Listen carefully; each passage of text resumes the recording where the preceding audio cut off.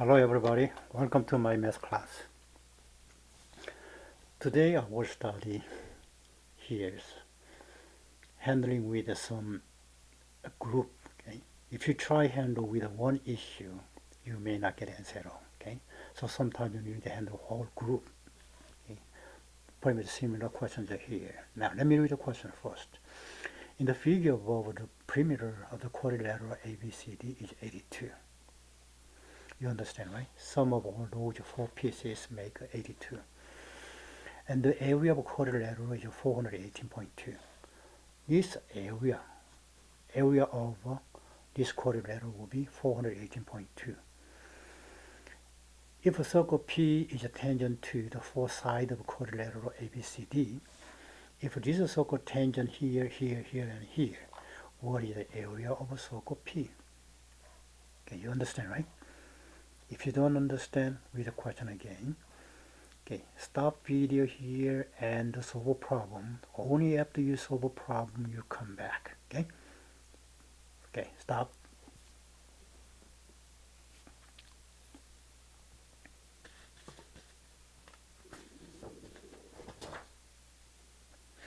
Okay, did you try? Okay, here, let's analyze these questions. Okay, let's define length of each side A, B, C, and D. Okay, as a starting point. Now, if you connect line from each corner to the center of the circle, here you can create four triangles. Sum of the area of four triangles will be same as one large quadrilateral. Now here you can see area of a triangle ABP will be BR over 2. And then the other one CR over 2 and DR over 2 and AR over 2. Sum of those four triangles will be 418.2 as given, right? Okay, now let's see next page with real figures.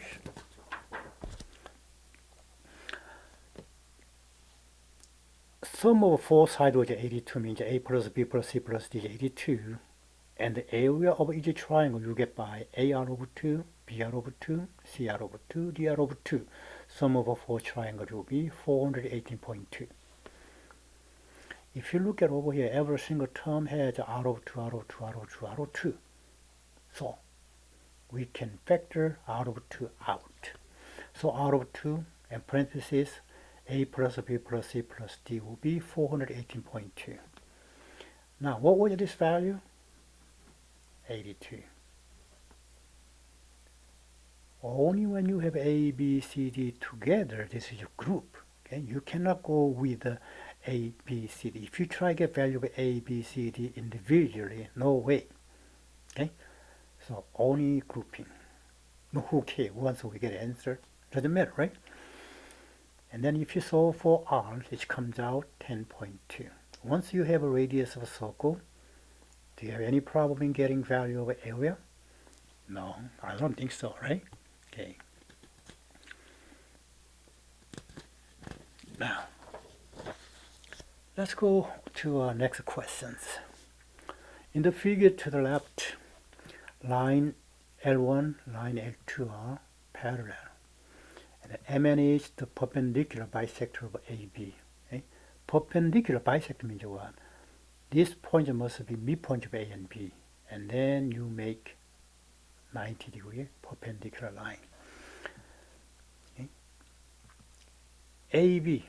AB is 2 times of BC, and the BC is perpendicular to here, which means this is 90 degree. Okay? Then, what is the value of x? If you try to get value of x directly, you may have a very, very hard trouble. Okay? Now, stop video and solve it, and come back only after you get the answer. Okay? Stop.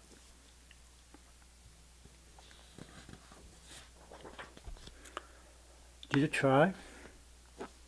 Okay, now, as with talk about here, perpendicular bisector means what? AN and NB must be same. And then AB is 2 times of BC means this one and that one will be same. And this one is 90 degree again. This was a 90 degree. Means what? This triangle and this triangle must be congruent. If two triangles are congruent, the corresponding part must be congruent again, right? So it means this angle and that angle must be same. Sum of two same angles make a 50 degree, then each angle must be 25 degree. So this one is 25, this one also 25 degrees. Okay? So actually here you can see all those three triangles are congruent. So here all those three angles are same and 25. So 25, 25, 25 make it together 75 degrees, right? This one make 75 degrees. Now these two lines are parallel. When you have two parallel and one cutting line, this one and that one must be same. Corresponding angles, right? If this one is 75, this one must be 75 degrees. Okay? Now,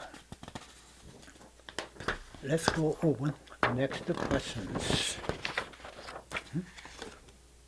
Where did this question go?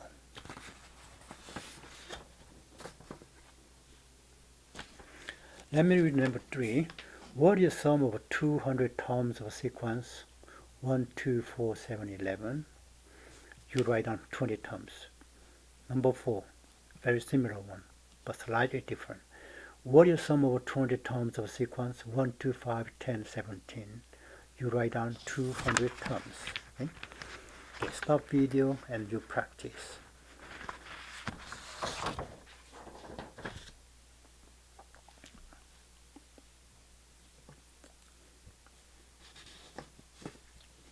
Okay, did you try? Okay, number 3, you have a given sequence 1, 2, 4, 7, 11.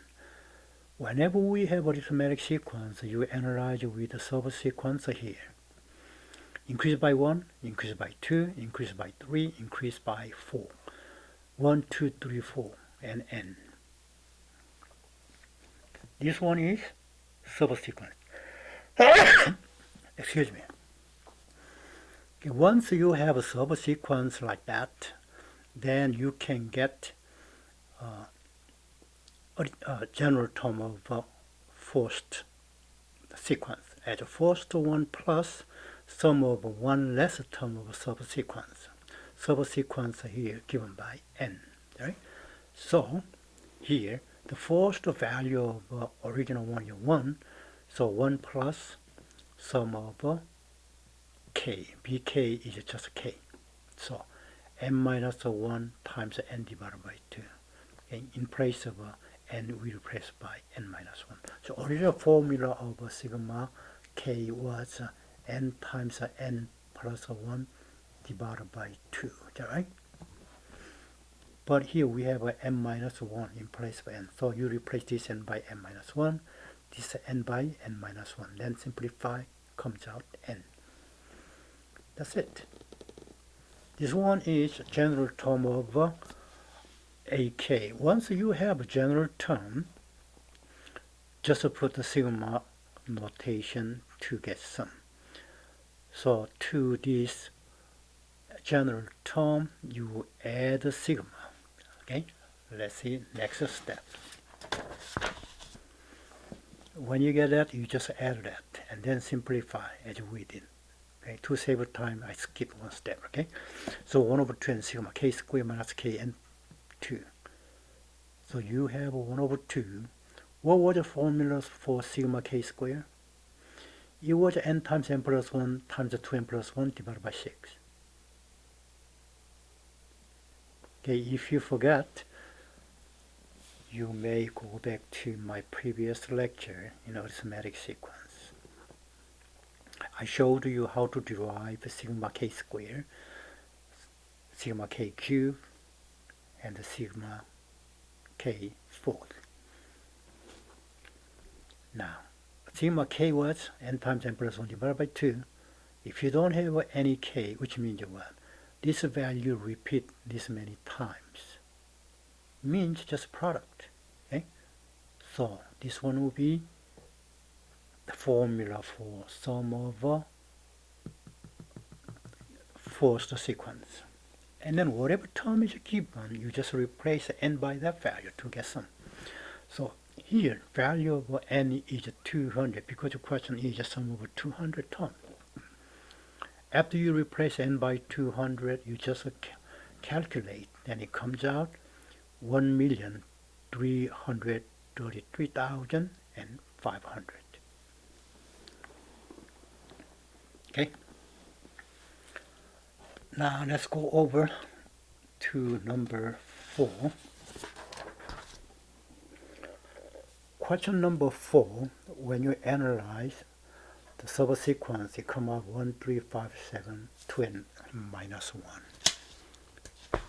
If you don't remember, probably we can check by going back here. 1, 3, 5, 7. 1, 3, 5, 7. Okay? 1, 3, 5, 7, increased by those values.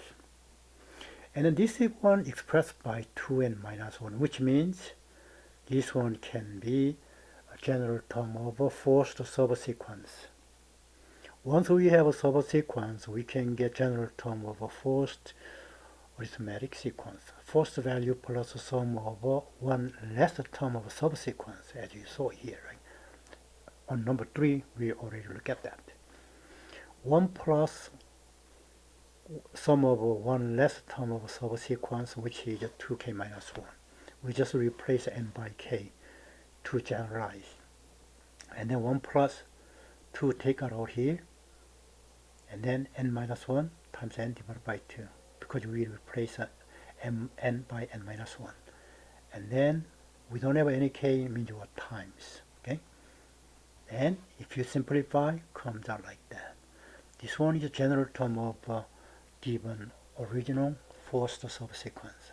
Once you have a general term, you just use the sigma notation to get sum. Okay?